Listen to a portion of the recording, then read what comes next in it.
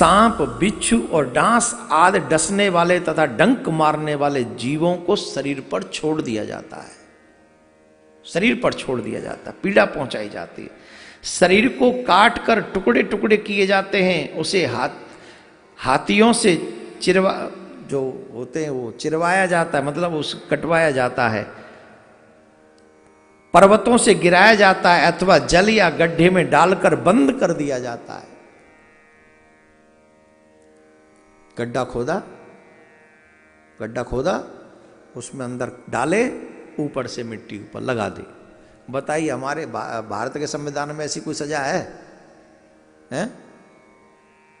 अगर हम अपने शास्त्रों का अध्ययन करें कि हमारे बुरे कर्मों का ये फल हमको मिलने वाला है, तो क्या हम बुरे कर्म करेंगे? इसीलिए हमें शास्त्रों की नॉलेज होना आवश्यक है। और एक और बात ध्यान रख लीजिए, rules made by the society can be wrong, but rules made by the God can never be wrong.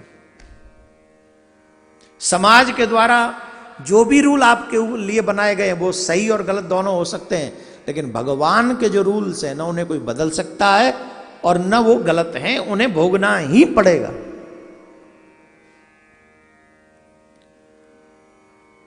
इसीलिए मानव को अच्छा और सच्चा जीवन जीने की सलाह दी गई।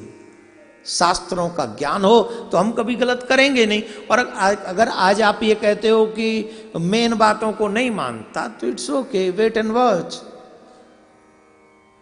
एक वो क्या बोलते, बार्बर बोलते हैं, बार्बर जो बाल बनाने वाले होते हैं, वो बाल काट रहे थे तो एक ने पूछा मेरे सर पे कितने बाल होंगे। वो था अनपढ़, वो उड़ा रहा था मजाक उसका, अरे मेरे बाल बता गिन के कितने हैं।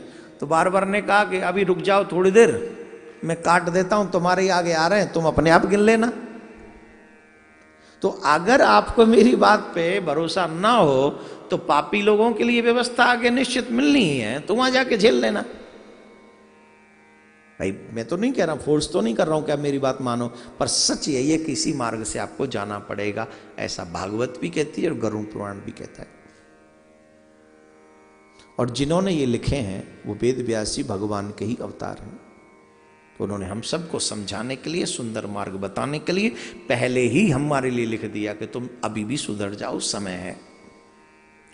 ये सब यातनाएं तथा इसी प्रकार के तामिस्त्र, अंधतामिस्त्र एवं रौरव आदि नरकों को भी अनेकों यातनाएं स्त्री हो या पुरुष उस जीव को भोगनी ही पड़ती हैं। संसर्ग में आने होने वाले पापों का कारण भोगनी ही पड़ती है।